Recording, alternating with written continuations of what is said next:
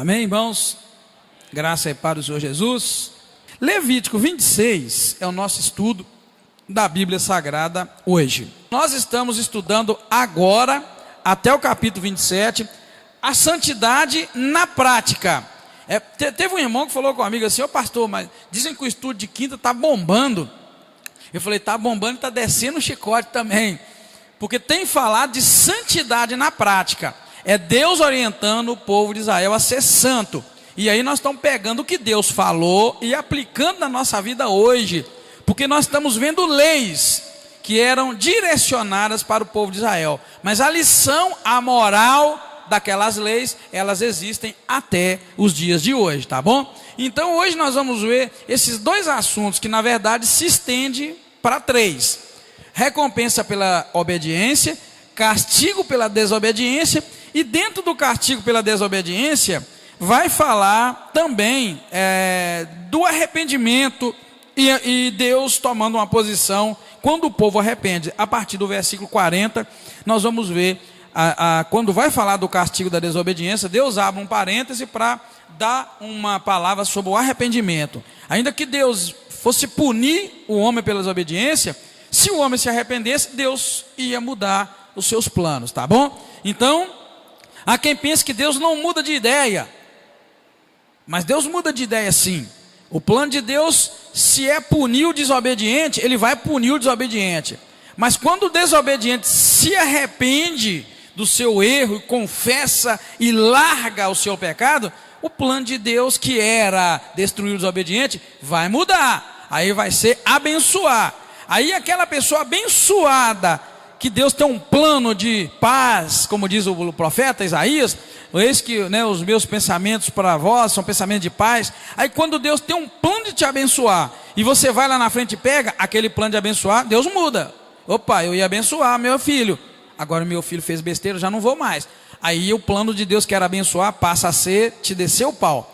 Aí você vai, arrepende lá na frente, de coração, confessa e larga. Deus vai, muda o seu plano então e passa e volta ao plano original, porque Deus é bom e a sua misericórdia dura para sempre, tá bom, irmãos? Então veja bem, este capítulo, irmãos, se relaciona com o livro de Deuteronômio 28, por trazer bênçãos condicionadas à obediência e maldições condicionadas à desobediência aos mandamentos, aos estatutos e aos juízos de Deus. Amém, igreja? Vocês notaram a semelhança? Se você abrir em Deuteronômio 28, vai falar para você, e olha que nós vamos estudar Deuteronômio muito em breve, tá? Abre lá em Deuteronômio 28, já que você não tem pressa e gosta mesmo de estudar a Bíblia. Você vai ver que esse texto se divide numa parte que diz respeito às bênçãos, e depois nas maldições. Olha para você ver, as bênçãos, Deuteronômio 28, de 1 até o 14. As maldições, a partir do versículo 15. E olha que tem uma semelhança muito grande com Levítico, porque aqui está dizendo assim Deuteronômio: se atentamente obedecerdes à voz do Senhor, o teu Deus, tendo cuidado de guardar todos os seus mandamentos, de que hoje te ordeno, o Senhor, o teu Deus, te exaltará sobre todas as nações. Se ouvires a voz do Senhor, o teu Deus, todas essas bênçãos virão sobre ti e te seguirão. Está vendo? Se atentamente obedeceres à voz do Senhor, teu Deus, tendo cuidado de guardar os seus mandamentos que hoje te ordeno, Deus vai abençoar. E olha o que nós acabamos de ver aqui na Bíblia, em Levítico 26.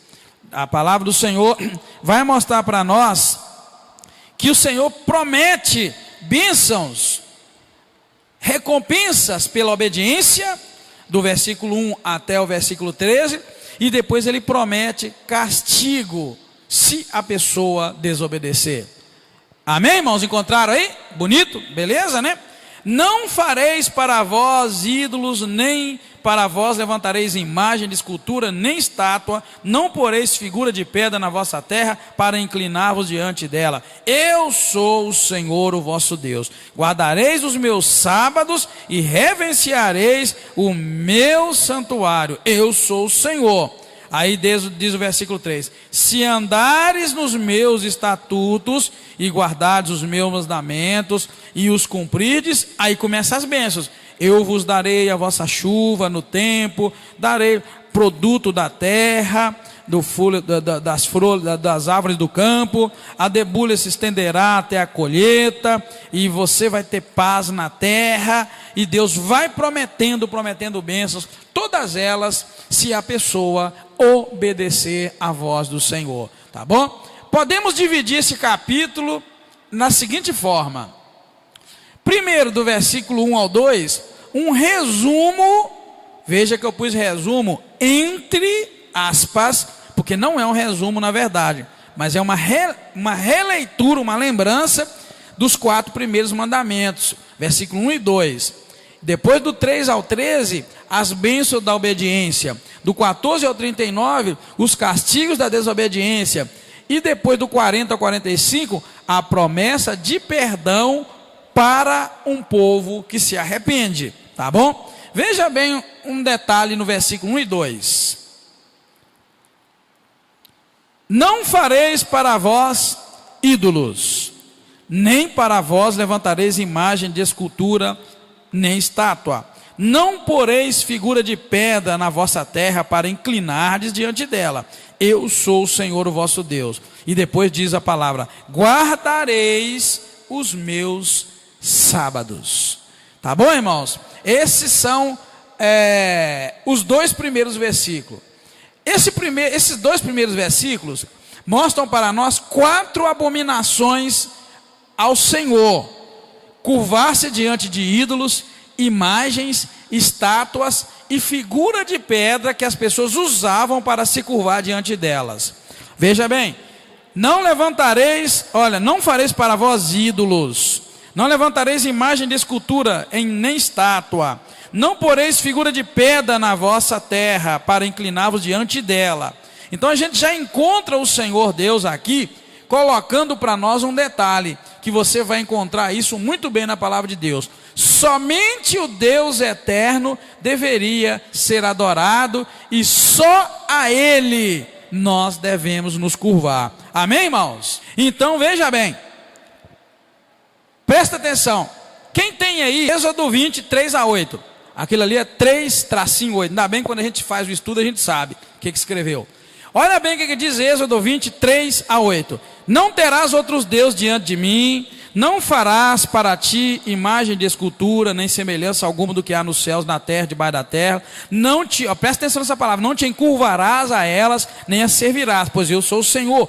Olha bem, eu sou o Senhor teu Deus, sou Deus zeloso, visita a maldade dos pais nos filhos até a 3ª e 4ª geração daqueles que me odeiam, mas faço misericórdia até 1000 gerações daqueles que me amam e guardam os meus mandamentos. Não tomarás o nome do Senhor teu Deus em vão, pois o Senhor não terá por inocente o que tomar o seu nome em vão. E depois o 8, lembra-te do dia de sábado para o santificar. Notou a semelhança que nós acabamos de ler? Não fareis para vós ídolos, nem levantareis imagem, nem estátua, nem poreis figura de pedra na vossa terra, para vos inclinares a ela, porque eu sou o Senhor. Veja que é uma semelhança tremenda.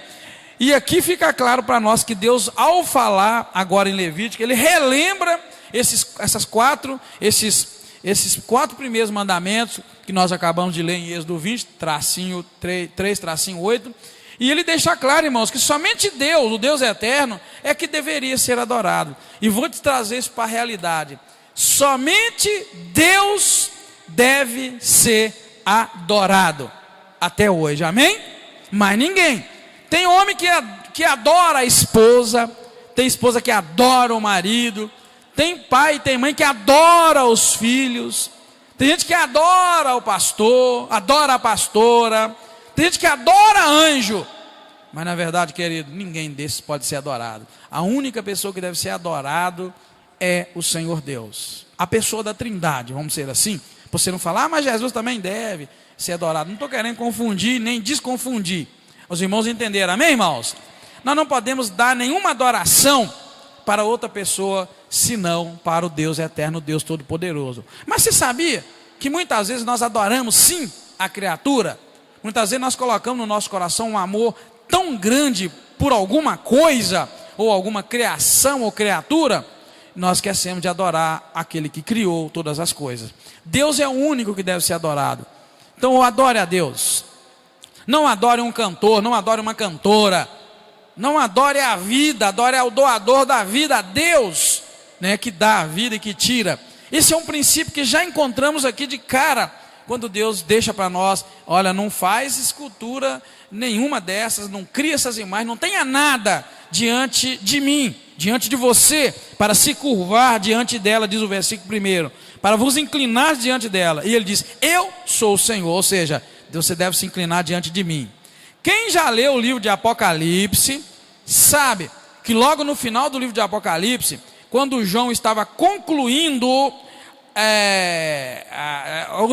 os relatos de tudo que ele viu, o que ele fez diante do anjo que falava aquelas coisas com ele? Quem lembra?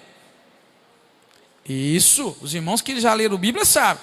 Lá no finalzinho de Apocalipse, quando ele terminou de ver aquelas visões, que às vezes estavam assustadoras, de tão grandes e terríveis, ele se prostrou diante do anjo, e o anjo: para com isso, não me adora, porque eu sou conservo teu.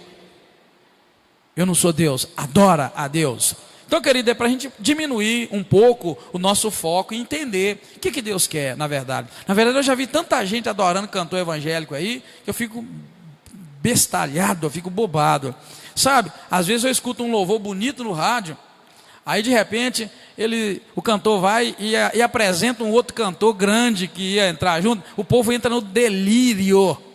Porque o crente na igreja, às vezes ele não tem coragem de dar um aleluia. O crente na igreja não tem coragem de dar um glória a Deus. O crente na igreja, às vezes não tem coragem de dar um amém depois que um irmão termina de orar. E nem concorda com as orações. Mas na hora que o time vai jogar, transfigura, pula, grita, fica rouco. E Deus falou comigo: tá vendo, Edgar? Eles honram mais o time de futebol do que a mim. E eu tomei uma bordoada e falei: oh Deus. Tem crente que chega a falar que na igreja às vezes: eu tenho hora que me dá uma vontade de dar um aleluia, mas lá no campo ele nem pensa em ninguém. Mas eu fico com vergonha dos irmãos olhar para mim. Você sabia? Eu já ouvi gente dizer assim: eu tenho vontade de dar uma glória a Deus, eu fico com vergonha dos irmãos olhar para mim. Mas por que lá na beirada do campo transfigura? Deus foi falando isso comigo. Então, querido, Deus ali está falando: olha, somente o eterno, o Deus eterno, deveria e deve ser adorado. E só Ele nós devemos nos curvar. Diante dEle é que nós devemos nos curvar, e diante de mais ninguém, tá? Todas as bênçãos de Deus, irmãos, a Israel, elas estavam condicionadas à obediência. Eu preciso que a igreja nunca esqueça disto. Toda a bênção de Deus estava condicionada à obediência. Eu quero te dizer uma coisa, querido: bênção de Deus não vem por magia na tua vida. Bênção de Deus não vem porque você tem determinadas disciplinas na sua vida. Bênção financeira não vai vir de você guardar dinheiro no banco, debaixo do colchão, tá? Bênção de Deus vai vir pela obediência, e não tem outro caminho para a bênção de Deus na tua vida, não importa qual área seja. Tá vendo? As promessas de Deus nunca falham. Mas se nós falharmos na obediência, Deus já não tem compromisso conosco, mesmo depois de fazer conosco uma aliança. Presta atenção. Deus fez uma aliança com você de te abençoar. Se você falhar e desobedecer, Deus já não tem mais compromisso de te abençoar. Você quebrou a aliança. Você fez com que Ele não te abençoasse mais. Então a gente precisa entender certos, eu vou chamar aqui de segredos da Bíblia. Se você desobedece a Deus, irmão, vai desobedecendo, vai desobedecendo, vai desobedecendo, você vai colher o fruto da desobediência. Mas se você determina obedecer, você vai colher o fruto da obediência. Amém, igreja? Tá claro? Se você ler lá do 3 ao 33, você vai ver. Eu não vou ler porque nós, aliás, de 3 ao 13, eu não vou ler porque nós já lemos. Mas eu posso enumerar aqui, pelo menos, deixa eu ver quantas bênçãos que eu anotei aqui nesses versículos. Eu anotei 6 bênçãos, pelo menos, que Deus promete ao povo de Israel. Deixa eu ver se eu coloquei elas aqui. Não coloquei. Ó, Deus promete. 3, se andares no meu estatuto e guardares os meus mandamentos e os cumprides, ou seja, se você obedecer a Deus, Ele fala que Ele vai mandar chuva no tempo certo, Ele fala que vai fazer com que a terra dê o seu produto, Ele vai fazer com que a colheita se estenda, das uvas, se estenda até a época da plantação, ou seja, você vai colher tanto que quando você for plantar outra vez ainda tem. Verso 6, dará paz à terra. Deus está prometendo te dar paz, nos dá paz, né, dos animais nocivos. Verso 7, perseguirei os vossos inimigos, 5 de vós vão perseguir 100 e 100 vai perseguir 10.000. Isso Deus está dizendo que vai dar para nós vitória sobre todos os nossos inimigos.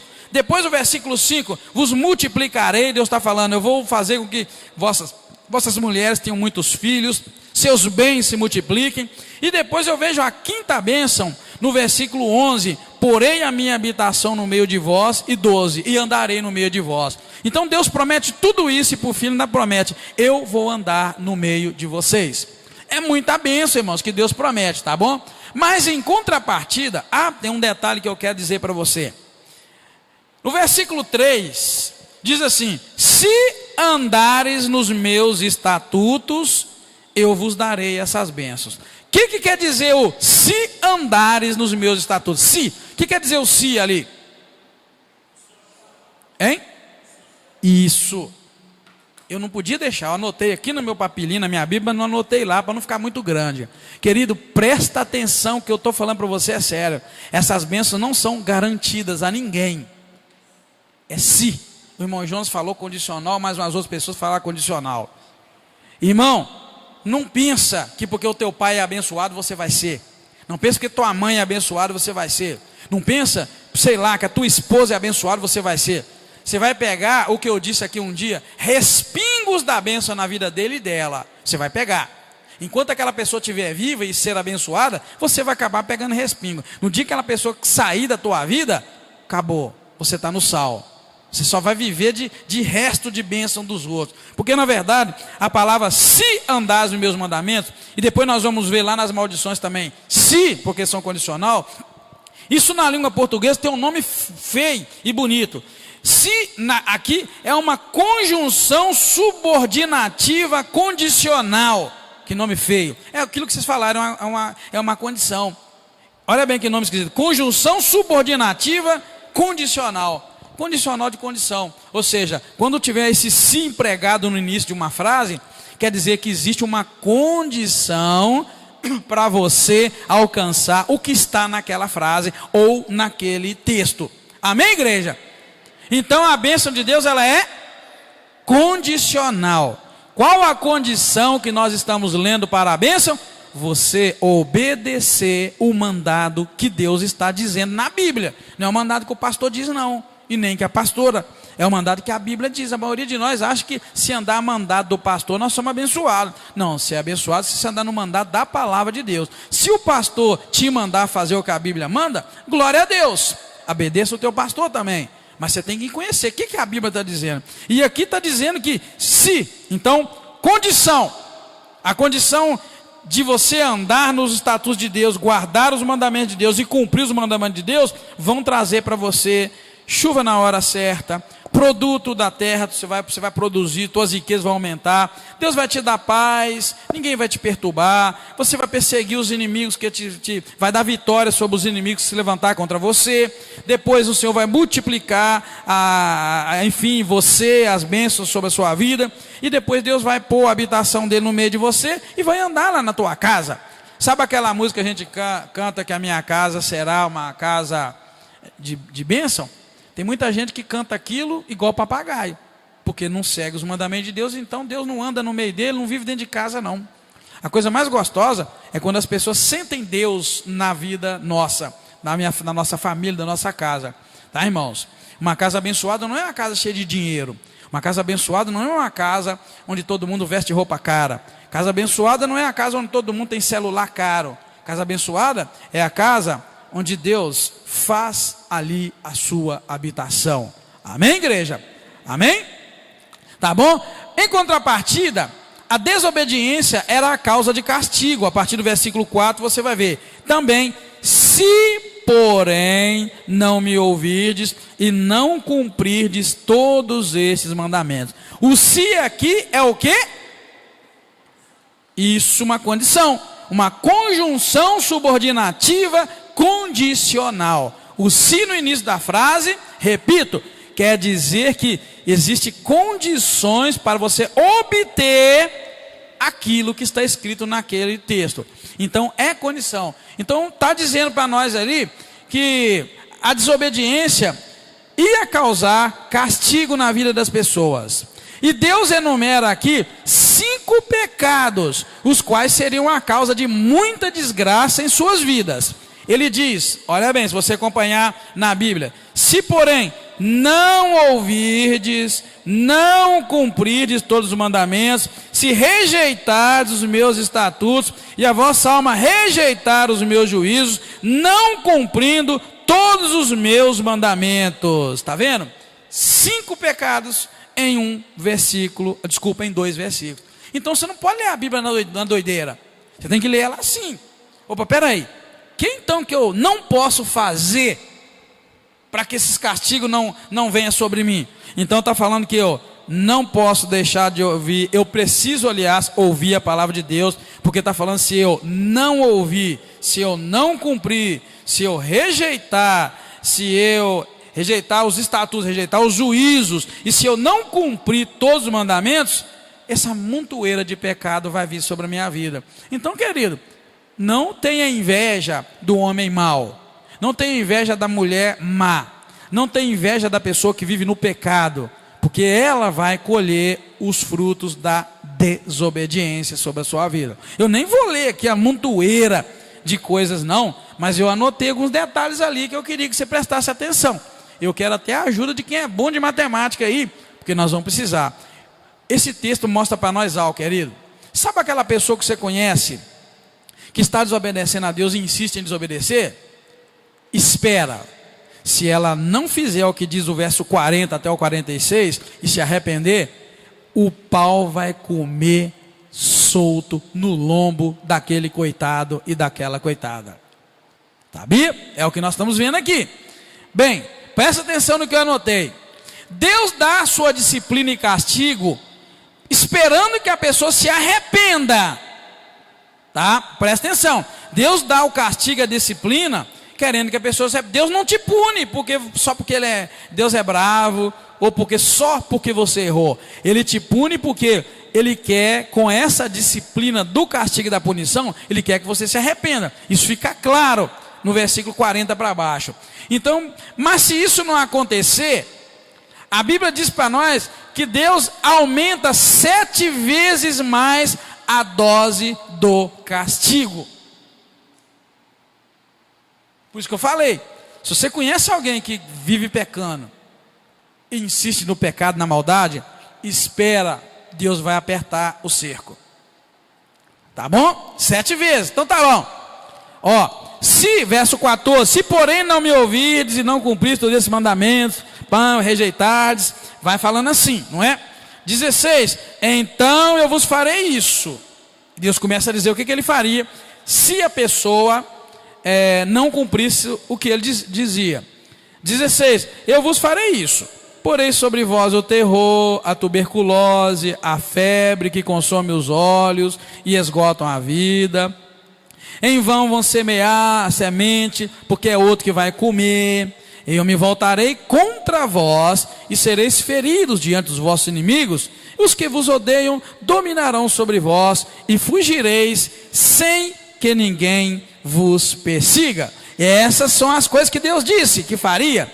Mas Ele diz, se depois, verso 18, se depois de tudo isso não me ouvirdes, eu vos castigarei 7 vezes mais, por causa dos vossos pecados.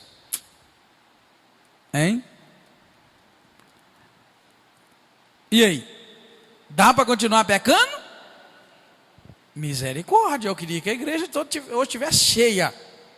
E a gente fica nas mentiras, nos enganos, aprontando, a gente fica, e Deus está dando paciência. Aqui falou um punhado de coisa que Deus ia castigar. Porém, terror, tuberculose, febre que consome os olhos, esgota a vida, vai plantar e não vai colher, o seu dinheiro não vai dar para nada, porque os inimigos vão comer, eu voltarei contra vós, vocês vão ser feridos diante dos inimigos, e os que vos odeiam dominarão sobre vós. Isso é o que Deus vai fazer.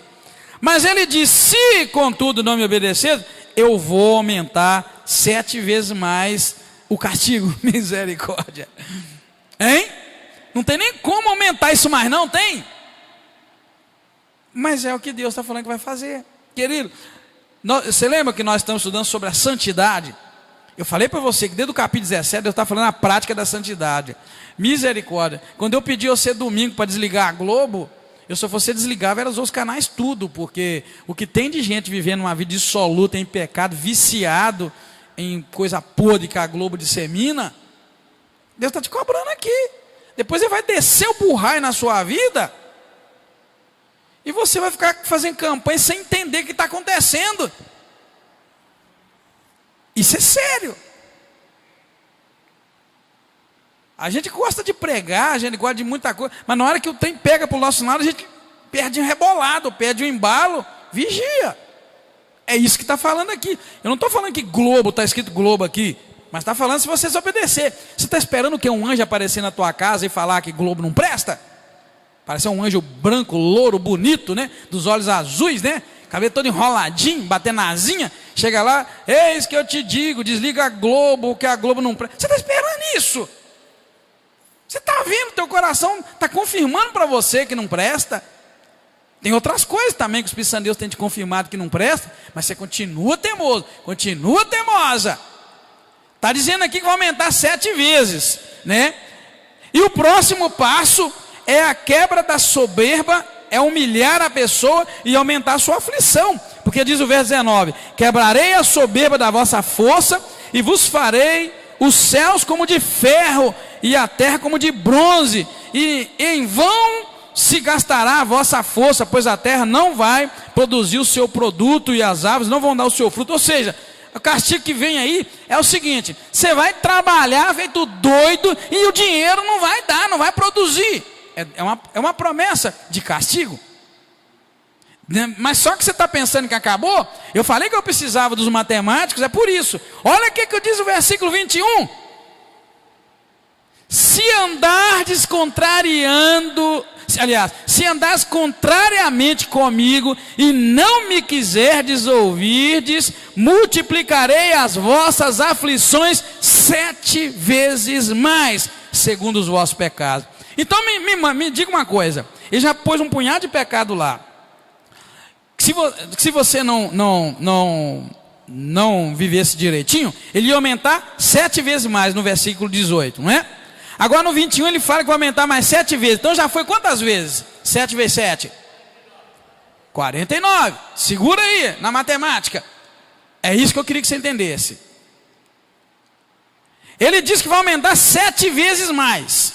Verso 21. Se andares contrariamente para comigo e não me quiseres ouvir, multiplicarei as vossas aflições 7 vezes mais. E ele diz: enviarei animais selvagens contra vós, que matarão vossos filhos, acabarão com o vosso gado, e vos reduzirão a tão poucos, que os vossos caminhos se tornarão desertos. Está vendo, irmão? É a promessa de Deus, de dar um jeitinho com o pecado. Então, agora ele fala que animais selvagens matariam o gado, e também matariam os seus filhos. A promessa de que se multiplicariam, aqui cai por terra. Veja bem o que diz, verso 23, enviarei animais selvagens contra vós, que matarão os vossos filhos, acabarão com o vosso gado, e vos reduzirão a tão poucos, que os vossos caminhos se tornarão em deserto. Irmão, para e pensa, quem já morou aqui na roça, e viu uma casa lá fora da estrada, que tinha morada, para chegar lá era um trilho, mas que de repente o pessoal da casa mudou, e ao longo dos anos você passou lá, como é que fica a estradinha, o trilho onde eles passavam? Quem lembra? Vira aquilo ali, ó. O caminho por onde passavam vira deserto. O caminho por onde passar enche de mato. Aí e vai passando os anos, você vai chegar num lugar, opa, você nem vai ver o caminho que levar para aquela casinha. Eu já morei na roça e sei, e eu gosto de roça. É isso que está dizendo o verso 23. Agora, aquela promessa do versículo 9, que Deus falou, olharei para vós e abençoarei, vos multiplicarei, aqui no verso 23, ela é cortada por causa do pecado, porque ele diz aqui que vai perder os filhos, vai morrer. Está vendo? Verso 22, desculpa. Aliás, verso 21, se andardes contrariamente, multiplicarei as vossas aflições 7 vezes, aí enviarei animais e vão matar os filhos. Então se vai matar os filhos, o que vai acontecer? Vai multiplicar? Hein? Matar o filho vai fazer o quê? Vai reduzir. A promessa de bênção foi embora, tá? A promessa de multiplicar. Agora, o trem vai só apertando. Veja o 24. 23, 24 na verdade. Insistindo o povo em continuar no pecado, Deus aumenta ainda 7 vezes mais a dose de castigo. 7 vezes 7, 49. Agora vai lá, matemática. 24 diz, 23. Se ainda com essas coisas se ainda nem com essas coisas vos corrigidos e voltados para mim, mas continuares a hostilizar-me, verso 24, eu mesmo vos serei contrário e vos ferirei 7 vezes mais por causa dos vossos pecados. Então foi para quanto agora? 343 só até agora. 7 vezes, depois 21, mais 7 vezes 49, e agora verso 24, mais 7 vezes 343. Isso é para você parar de brincar com Deus. Amém? As pessoas perdem tempo fofocando, falando mal. As pessoas perdem tempo derrubando, destruindo pessoas, famílias, lares, brincando com Deus. E Deus não está para brincadeira não, tá? Tem gente com medo da onda de suicídio por aí. Eu, se eu fosse você, tinha medo de Deus. Tem gente que está morrendo de medo de onda de suicídio e mais não sei o que, mas não sei. Isso não me preocupa tanto quanto o que Deus pode fazer com o pecador. Você sabia? Está vendo o que ele pode fazer? Então veja bem, e desta vez ele vai falar de guerra, de peste, de escassez e fome sobre a terra. E destruiriam ainda mais o povo que não quis dar ouvidos à sua voz. Verso 24. Eu mesmo serei contra vós, e aumentarei 7 vezes. Trarei contra vós a espada, que vingará, a quebra da minha aliança, quando vos ajuntar nas vossas cidades, enviarei a peste contra vós. 26, quando eu cortar o suprimento do vosso pão, olha bem, 10 mulheres assarão o pão num só forno, e o pão será distribuído por peso. Comereis, mas não vos fartareis. Não vai adiantar a produção. E o versículo 27 vai dizer: se ainda com tudo isso não me ouvides e continuardes a hostilizar-me, verso 28, eu então vos serei contrário em furor e vos castigarei 7 vezes mais por causa dos vossos pecados. E aí, foi para quanto? Hein? 2.401 vezes. Porque falou no versículo 18, vou multiplicar por 7. Depois 21, mais 7 vezes. Depois no 24, mais 7 vezes. E agora no versículo 28, mais 7 vezes. Por isso, querido, que quem insiste em viver no pecado, cai numa pitimba desgramada. Querido, eu vou dizer para você uma coisa. Eu ouvi um testemunho semana passada, eu e minha esposa, estava num aconselhamento, e uma pessoa nos contou, não é daqui de Patinga, então você não precisa nem tentar descobrir quem que você não vai descobrir. Uma pessoa contou de um parente que era um pastor dos grandes, que é pastor muito ungido, muito usado por Deus, muito rígido, levava uma vida próspera financeiramente, e uma bênção, morava no melhor lugar, pelo que eu entendi, no centro da cidade, onde eles moravam. E esse camarada, chegou um dia, do nada, e disse que ia abandonar a família, e abandonou. Essa pessoa de renome na cidade, conhecido pelo nome, sabe o pastor fulano? Sabe aquela pessoa, irmãos, perdeu família, abandonou tudo, perdeu as suas riquezas, perdeu a fonte de renda, foi viver na rua como mendigo, viveu como mendigo, morreu como mendigo, um grande homem, pregador da palavra de Deus, um grande pai, um grande esposo, do nada, do ponto de vista de quem estava de fora, porque eu quero dizer, essa escala de castigo de Deus, como é que ela é séria. Para quem estava de fora era um grande tal, mas algo acontecia no reino espiritual na vida dessa pessoa, que ela não cuidou. Querido, você não pode pensar que Deus não está de olho na tua vida, e eu não posso pensar que Deus não está de olho na minha vida. Esse é o maior engano desta geração, não conhecer Deus. Deus não mudou, em Deus não há mudança, nem sombra de variação. Está bem, igreja? Amém? O que existe é que eu e você vivemos numa era chamada a era da graça. A era que não é pelos méritos nossos, mas os méritos de Cristo. Mas isso não me exime de cumprir as leis morais, da ética e da moral, sabia?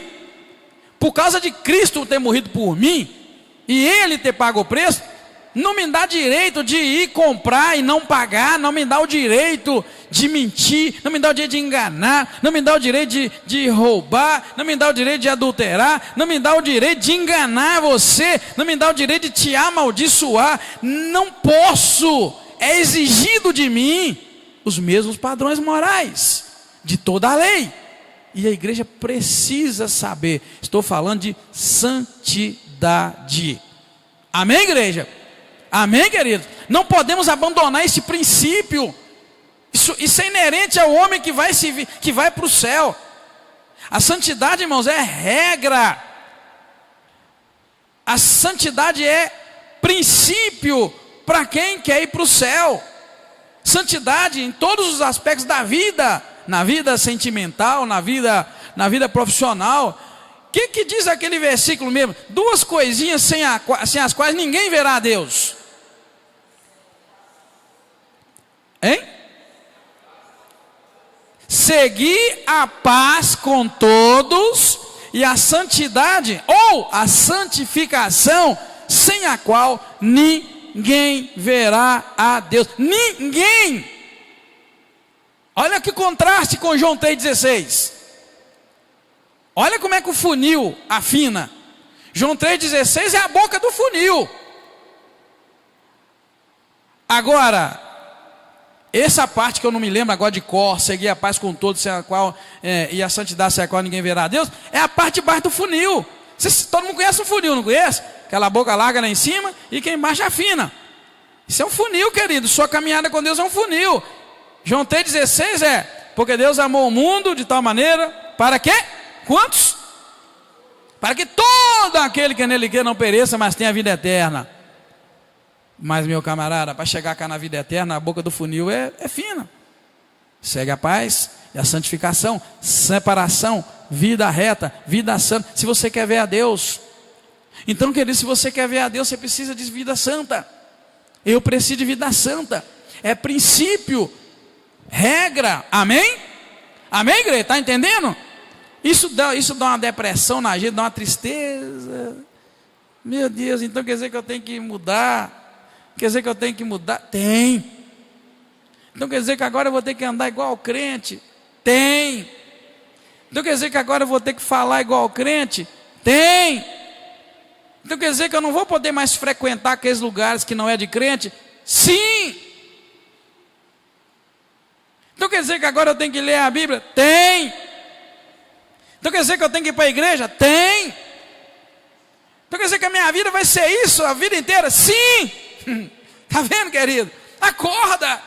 Não dá para servir a dois mundos, a dois senhores. Vai dar errado no fim da história.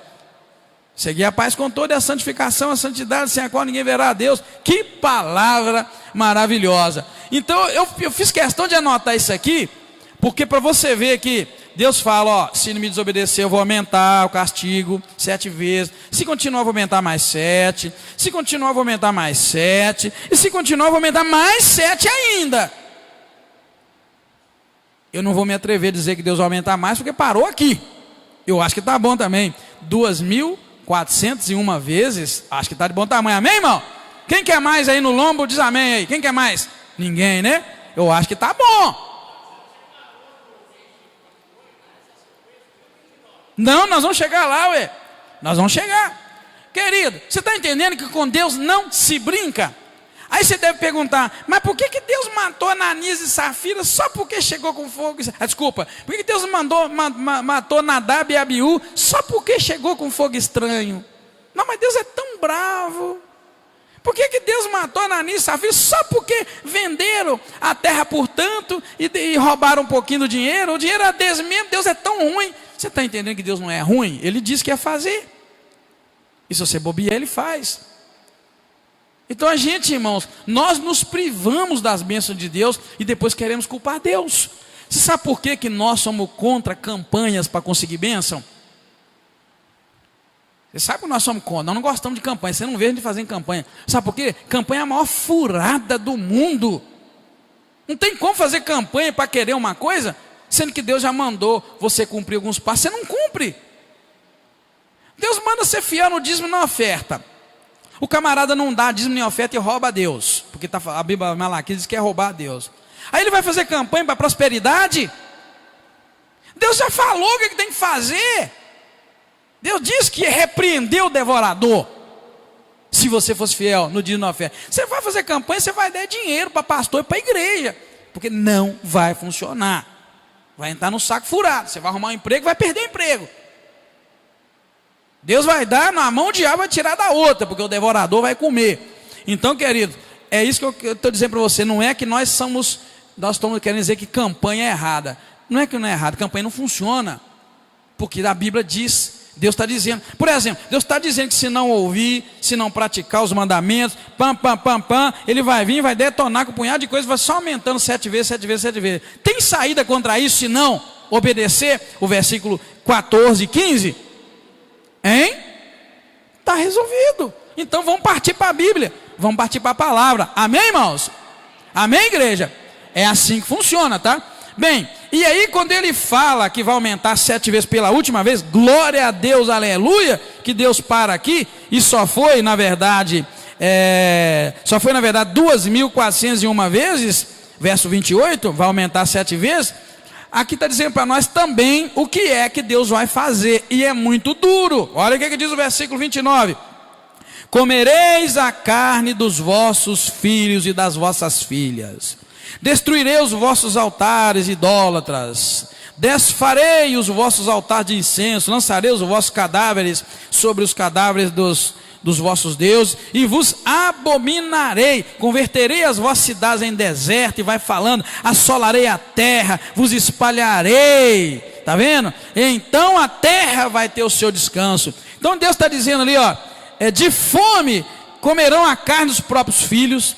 Deus fala que Deus destruirá o que os faz pecar, porque quando fala aqui, destruirei os vossos altares idólatras, desfarei os vossos altares de incenso, lançarei cadáveres sobre os cadáveres dos vossos deuses, está dizendo aqui, eu vou arrancar de vocês tudo aquilo que faz vocês pecarem. Está vendo? Deus está falando isso, olha, que vai destruir o que os faz pecar, bem como também vai destruir suas cidades. E Deus fala que os levará cativos, e Deus fala que vai trazer um negócio para eles que me assustou. Deus fala que vai trazer para eles doenças e perturbações psicológicas. Uma das coisas que mais tem arrebentado o mundo hoje, só um minutinho, irmão, são as perturbações psicológicas. Quem de nós não conhece alguém que tem uma perturbação psicológica? Olha o que diz, eu vou continuar lendo. 34. Então a terra usufruirá dos seus sábados, todos os dias da sua assolação, e vós estareis na terra dos vossos inimigos. Nesse tempo a terra descansará, usufruirá dos seus sábados, todos os dias da assolação descansará, porque não descansou nos vossos sábados, quando habitáveis nela. E quanto, olha bem, aos que restarem de vós nas terras dos seus inimigos, olha, vê o versículo 36, eu lhes encherei o coração de tal pavor, que o sonido de uma folha movida os perseguirá. Fugirão como quem foge da espada, e cairão sem que ninguém os persiga. Me explica uma coisa: se uma folha cair ali ou no teu quintal, e você ficar com tanto pavor no teu coração, que você sair desesperado, como se um exército estivesse vindo para perto de ti, o que você me diz disso? Hein? Totalmente psicológico. Isso é doença. Uma folha pode fazer algo contra você? É perturbação psicológica.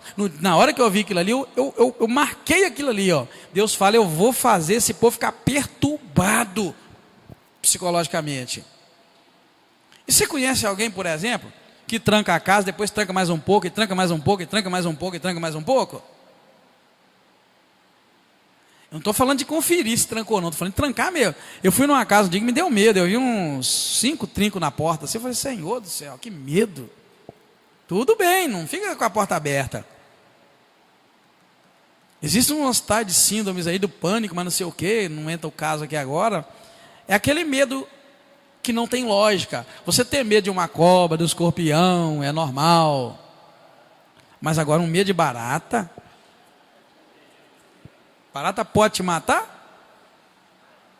Eu tenho medo. Tem gente que está com a faca na mão. Tem gente que se tiver com uma panela de água fervente, aquela água, se viu uma barata, joga aquilo em cima de uma criança e mata a criança. Querido, estou brincando. A barata, você não tem medo da barata. A barata você tem é nojo e pavor dela, porque é um bicho arrepilante. Mas na verdade ninguém tem medo de barata. Você sabe que a barata não vai te matar. Ela é um bicho arrepilante. Isso porque você não teve a felicidade de uma voar um dia, encostar assim na sua pele, aquelas unhinhas dela gruda que não solta. É um bicho arrepilante. Eu estou brincando aqui. Mas existe várias síndromes do pânico, que é uma que você tem um medo irreal. Você escuta um barulho e pensa que aquilo é aquilo que você imagina, e você faz uma cena na tua mente, você morre ali do nada. É o que Deus está falando aqui, querido. Então eu queria que você prestasse atenção na Bíblia Sagrada e observasse se não é mesmo muita coisa que o Senhor Deus nos diz e que acontece. E diz que cairão cairão uns sobre os outros, como se estivesse diante da espada, sem que ninguém os persiga. Está vendo? Perecereis entre as nações para a terra onde vocês vão, diz a palavra do Senhor. E aqueles que restarem de vós, diz a palavra no verso 39, serão consumidos por causa das suas iniquidades, também por causa das iniquidades de seus pais serão consumidos. E depois vai entrar o verso 40, que é a parte boa do texto. Sim, só que o seu pensamento parece que tem lógica e não tem, porque na verdade não mudou nada. Não mudou nada. O que mudou, diz desde o início, é que as leis elas só foram direcionadas para Israel praticar aquelas leis. Isso estou falando o tempo todo que nós estamos dando o Velho Testamento. Mas que os ensinamentos e os princípios são eternos, porque são de Deus.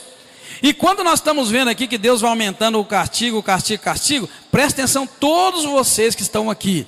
Quem aqui conhece uma pessoa... Léo, eu quero que você levante a mão, porque eu conheço várias e várias. Quem aqui conhece uma pessoa que você vê que está vivendo uma vida muito deplorável no reino espiritual? Levanta a mão que você sabe, que é uma pessoa escravizada mesmo pelo inimigo. Esses que levantaram a mão, sabem que de fato Deus pesa e castiga e vai aumentando o castigo. Ou seja, Davi, as pessoas vão entrando cada vez mais num buraco do pecado, num lamaçal que ele é crescente. Isso é regra. É crescente. Quem aqui, uma crente mais velha, não conhece um pastor que foi bênção um dia e que caiu, o bichinho entrou no lamaçal terrível? Levanta a mãozinha também que eu quero ver. Eu quero ser sincero, porque eu estou querendo mostrar para vocês que Deus não mudou.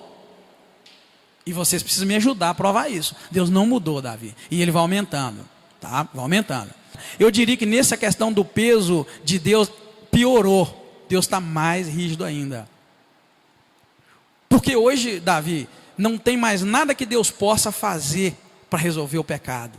Naquela época tinha. Naquela época matava um carneiro, matava um cordeiro e estava tudo bom. Porque Cristo não tinha vindo ainda, viria como veio há mais de 2000 anos atrás. Então Deus dava um jeitinho muito bom no pecado. Você fazia um punhado de besteira, você ia, comprava um bode, comprava uma oferta, levava para o sacerdote avaliava a tua oferta, punha a mão sobre a cabeça e tal, sacrificava, oferecia a Deus, você saía dali satisfeito, pronto para fazer outra besteira. E é por isso que Judá, por exemplo, adulterou, dormiu com a mulher que seria do filho dele, vocês lembram lá? E ficou normal. Jesus nasceu da tribo de Judá. Olha que Deus bom. Por isso, naquela época, estou trazendo vocês uma realidade. Quem lembra lá que Judá tinha um filho e que casou e não teve filho? Aí o outro filho tomou, o outro tomou, ele negou. Aí por fim a mulher foi, se vestiu de prostituta, ficou lá onde eles passavam na época da colheita. E ele não viu, ele viu a prostituta, ele pegou a prostituta, dormiu com ela, engravidou. E na hora do pagamento ele deixa o seu selo, tal, e manda para ela um carneiro ainda, e pega de volta, ia pegar de volta o selo e tal, e quando chegou lá não encontrou prostituta nenhuma, porque ela não era prostituta, ela armou um esquema. Aí, passado um tempo, a nora aparece grávida, ele profere sobre ela a maldição da lei, e quando ele profere, a mulher manda o selo, é desse homem aqui que eu estou grávida, ó, meu senhor. Quando ele viu, ele caiu sobre si envergonhado. Você é mais justa do que eu, minha filha, e tal. E nunca mais ele teve relação com ela. Nasceu a criança e Jesus veio da geração. Por quê? Porque naquela época a corda era melhor. Jesus não veio ainda, Jesus viria. Existiu todo um plano de salvação. Então, querido, eu quero que vocês pensem o seguinte: pegando esses valores de 7 vezes, mais 7 vezes, mais 7 vezes, mais 7 vezes, hoje está pior. Porque hoje, se você insistir nesse 7 vezes, 7 vezes, 7 vezes, você vai morrer. Sem Cristo. O maior castigo que eu diria para vocês em termos de valores, 2.401 vezes que Deus apertar aí, será qual? Morrer sem Cristo, porque não tem mais saída. Acabou, agora é Cristo ou não Cristo. Então apertou. E olha, querida, eu vou dizer uma coisa, no meu trabalho como pastor e na área que Deus me colocou para ajudar, eu tenho visto tanta gente no fundo do poço que vocês não sabem. Se Deus tirar a venda dos olhos de vocês hoje e vocês começarem a andar na BR, andar mais ali, mais aqui, na Cracolândiazinha, vocês vão ver que tem gente da vida desse jeito aqui, ó. Tem gente que já está com 2.401 vezes de Deus punindo.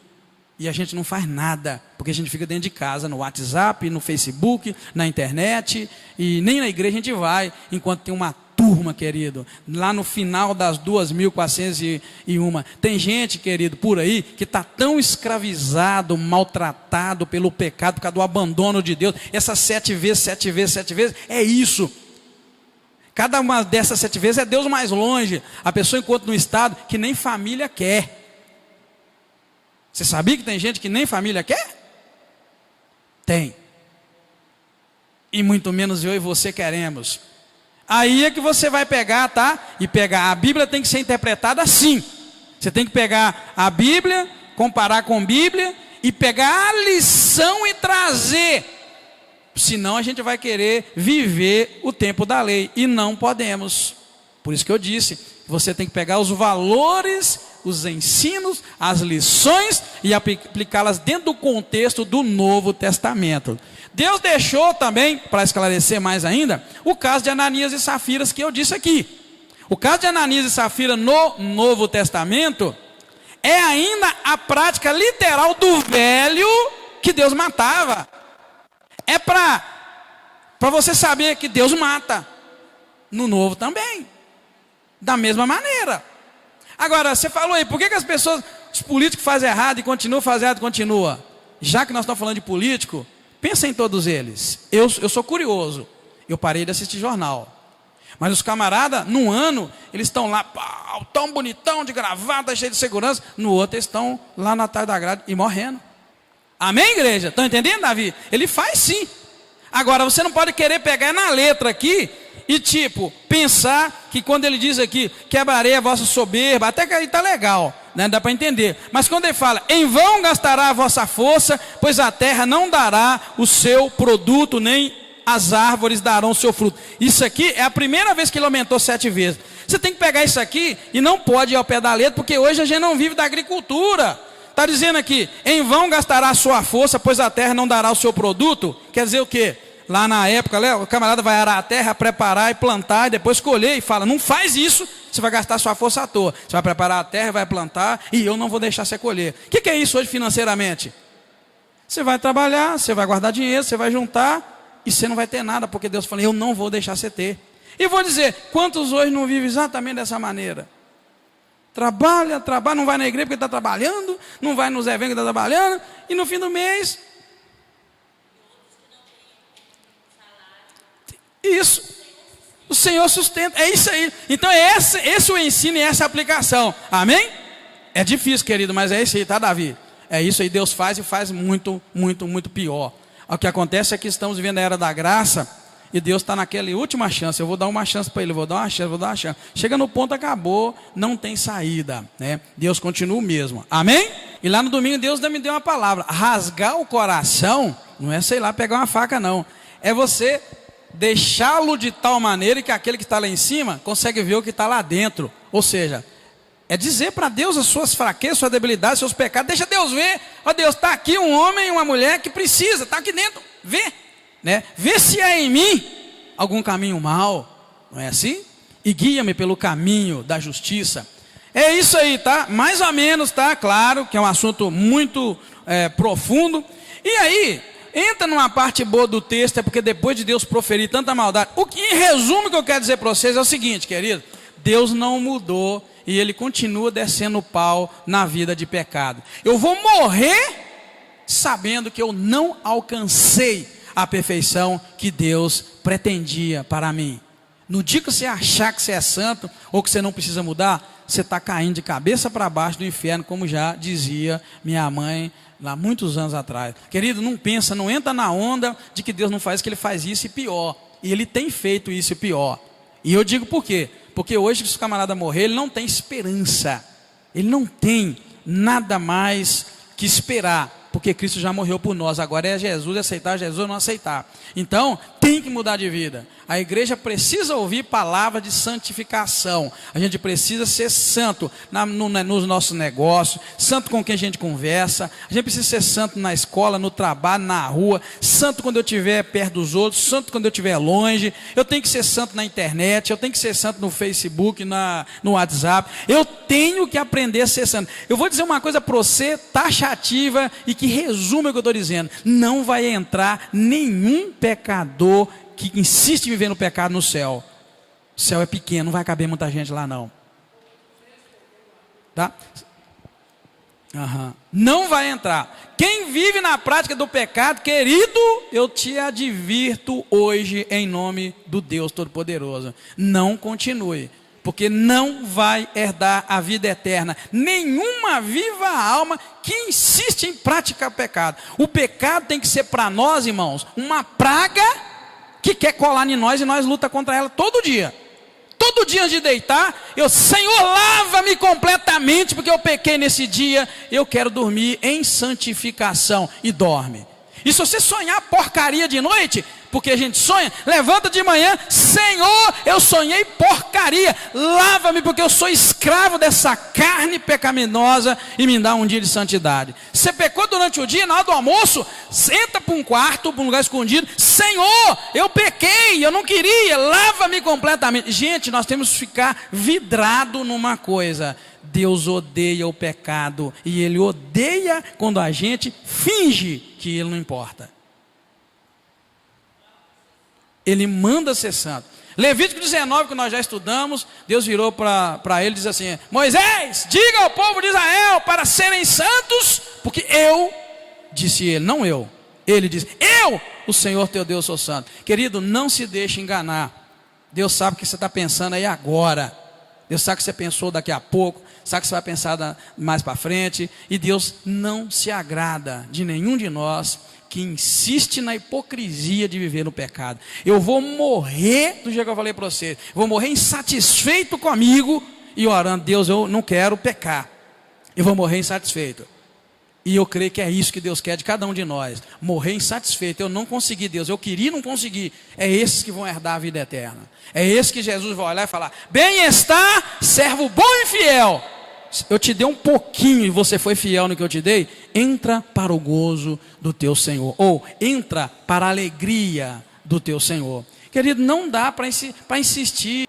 Se você ler Apocalipse, eu gosto demais de ler, e eu falo demais. Tudo que vocês têm que fazer é anotar algumas coisas que eu falo. Apocalipse diz que foram abertos livros e mais livros e mais livros, e cada um foi julgado segundo o que estava naquele livro, por meio da carne. Amém? Amém?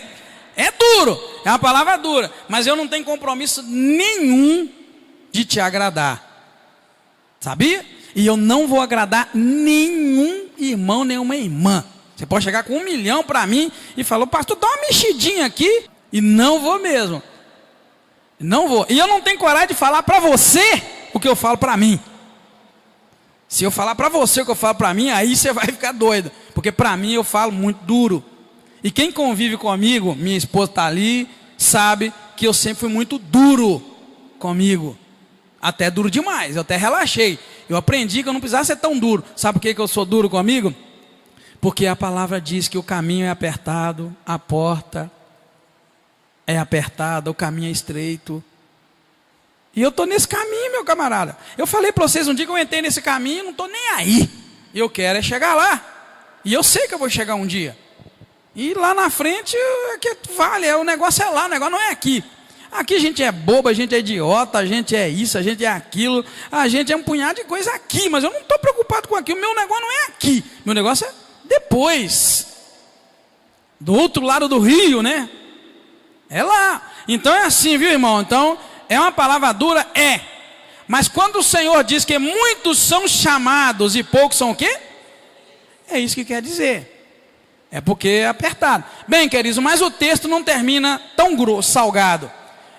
Porque do versículo 40 a 46, a palavra deixa claro que se eles confessassem suas iniquidades, olha bem, se confessassem, se arrependessem, se humilhassem, se aceitassem o castigo por causa da aliança feita com os patriarcas, que ainda estava em vigor, Deus os daria as bênçãos das promessas, ou da promessa feita a Jacó, a Isaac e a Abraão.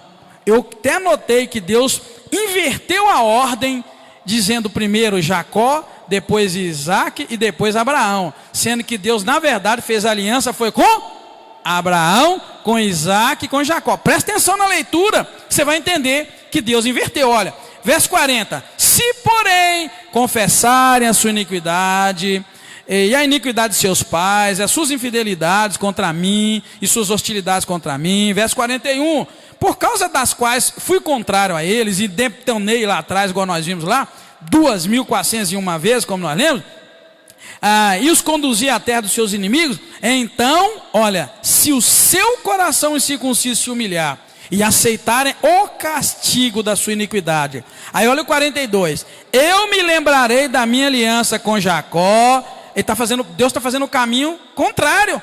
Vocês perceberam isso? Caminho inverso. Você sempre vai ver Deus falando, e me lembrarei da aliança, ou eu fiz aliança com Abraão, com Isaac, com Jacó. Mas Deus agora quer consertar. Eu ia falar uma palavra aqui que vocês nem iam gostar.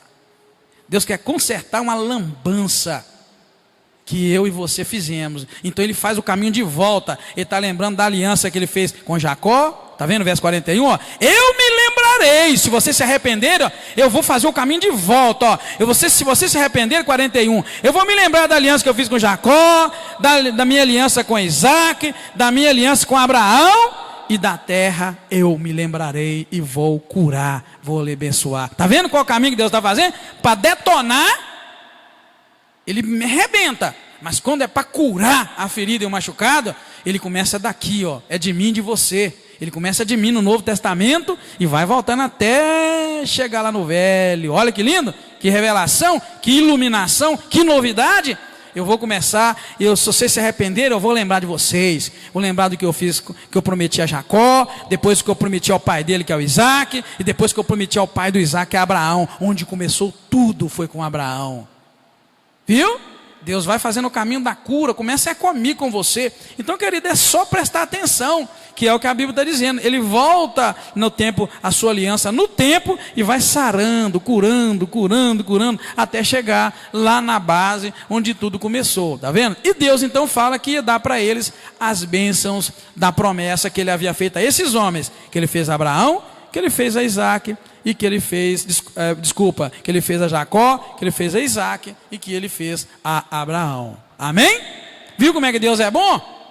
Agora, o que não dá é para a gente ficar na bobeira aí, pensando que eu vou viver na farra, pensando que eu vou viver na enganação, pensando que eu vou viver na vida boa, e só porque eu estou na era da graça, quando chegar no dia do juízo final, como o pastor lembrou muito bem, eu vou para o céu.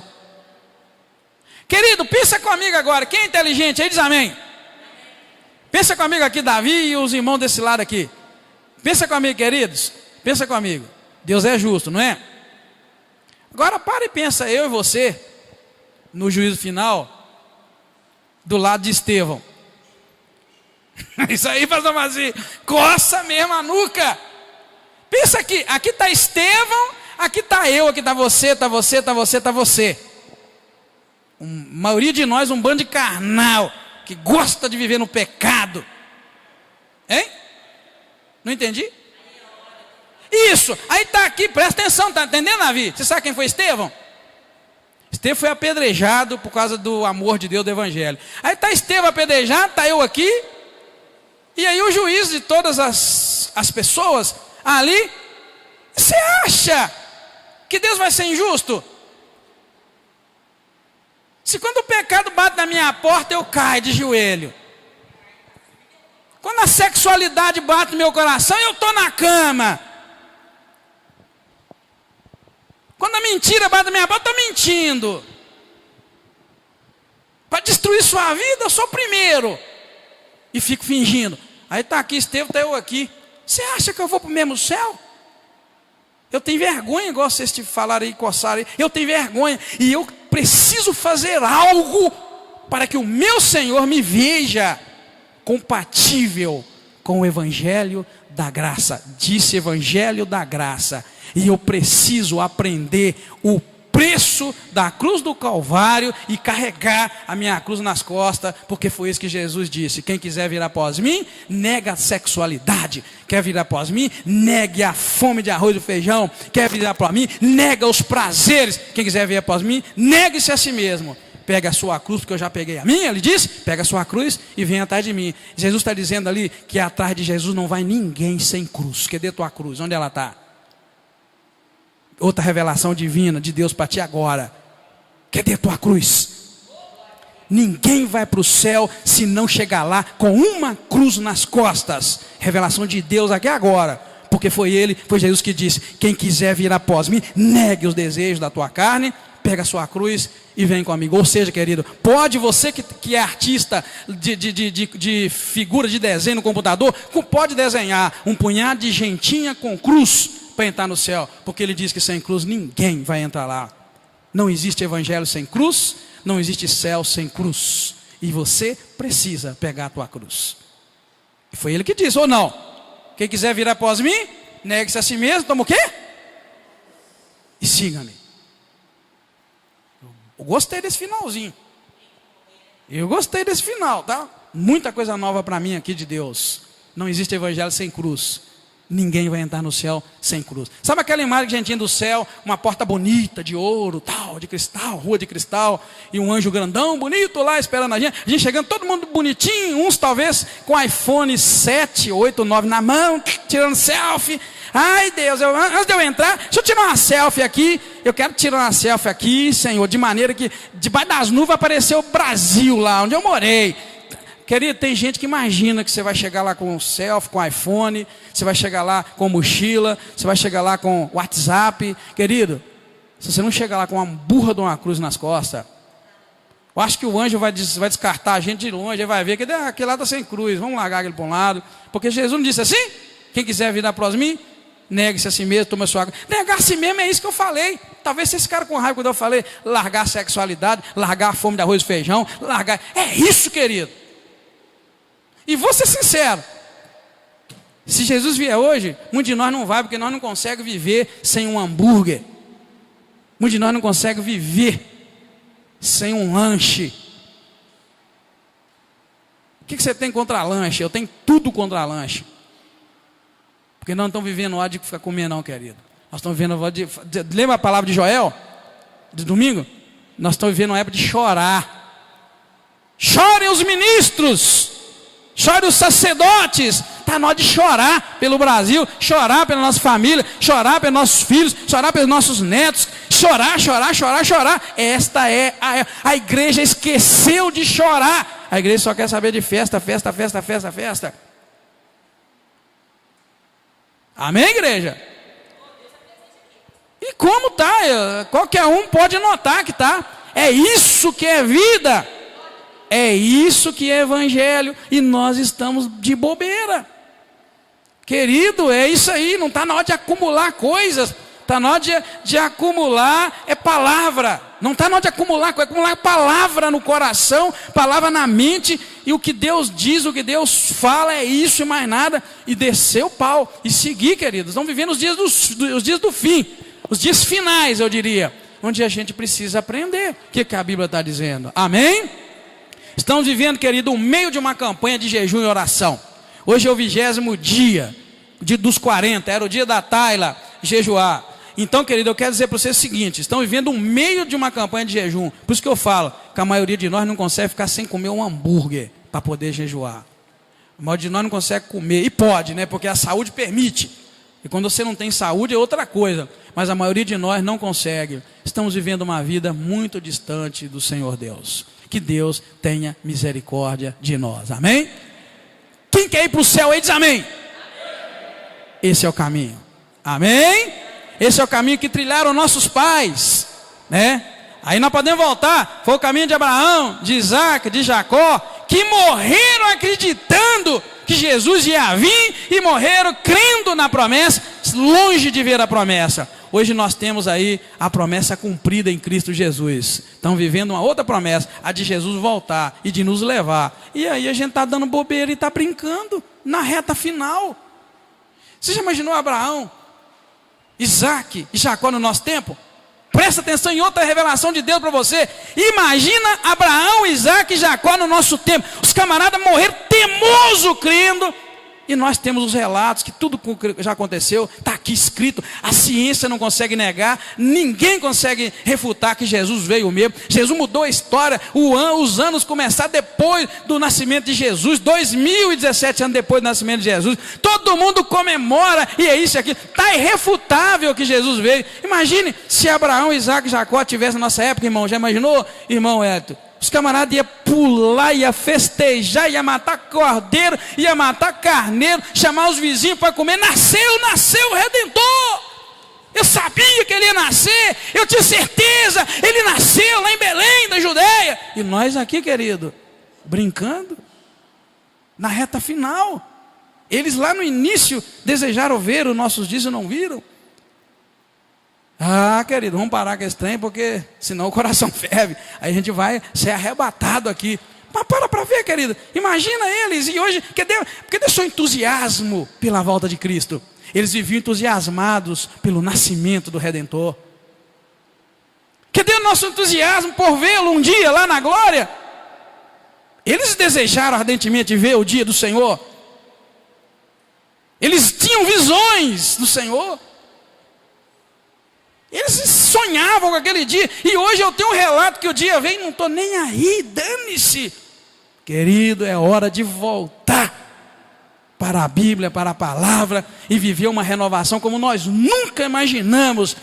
Deus coloque no meu coração, no teu coração, no coração da igreja, o amor e a esperança que Abraão, que Isaac, que Jacó, que Davi, que Isaías, que os profetas, os grandes, os pequenos, tiveram de ter a visão do Jesus Cristo, do Mestre, que Ele coloque em nós agora um amor pelo Senhor e dentro da Bíblia, nesse tempo de entender que agora Cristo veio e vai voltar, e eu não preciso duvidar. Hoje eu não preciso de profecia sobre Cristo, porque eu tenho a profecia escrita, eu relato que Ele nasceu lá em Belém da Judéia. Amém, queridos? É assim que a gente tem que viver, pezinho no chão, pé na palavra, barba de molho, porque é isso, a nossa expectativa. Hoje, irmão, não tem como ser um crente que não vive empolgado, não. Que Deus te dê a empolgação dos patriarcas, que sonharam ver o dia do Senhor, e eles até escreveram que viria mesmo o Senhor. Hein? Não é assim?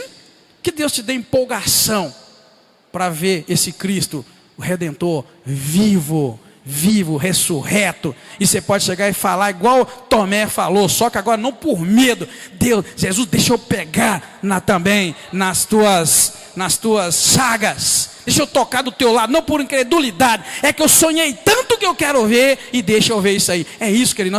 Nós temos que viver, irmão, nós temos que viver um pouco mais a realidade da Bíblia Sagrada, dentro do contexto da Bíblia. Não fica viajando por aí pela maionese, não fica viajando entre pregações, não, querido. Viaja na Bíblia. Amém? Amém, igreja? Eu sei que uns de nós vai ver Jesus primeiro, né? Um de nós vai ver primeiro, mas quem for primeiro, promete que vai esperar nós, amém? Promete, amém, irmãos? Quem quer ser o primeiro aí? É, querido, mas eu quero que você empolgue, entusiasma. Posso ser sincero? Na hora que chegar a tua hora, você vai desejar demais ir. Certamente a morte do justo tem que ser a coisa melhor do mundo, sabia? O momento de partir tem que ser bom demais para você querer ir, senão você não iria. Amém? Vamos orar? Vamos embora para casa? Mas não mexe com amigo não, tá? Não mexe com amigo não, porque eu vivo muito empolgado pelo Senhor e não vou perder minha empolgação por nada nem por ninguém. Eu vou ver meu mestre e isso ninguém pode tirar de mim. Amém, igreja? Nós vamos ver Jesus e ninguém pode tirar isso de nós. Vamos orar? Que Deus te abençoe e te guarde.